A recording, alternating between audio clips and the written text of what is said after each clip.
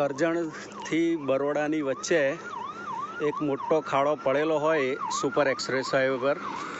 તે ખાડામાં પડવાથી 5 ગાડીના ટાયરો ફાટી ગયા છે.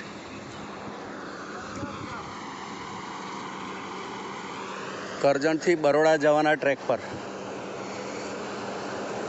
એટલે આવો તો સાચવીને આવજો કોઈ. ખાડો એટલો મોટો છે કે ટાયરો જ ફૂટી ગયા. બધી ગાડીઓના 2 ટાયર ફૂટી ગયા છે. જો આ ગાડીના પણ 2 ટાયર ફૂટી ગયા છે.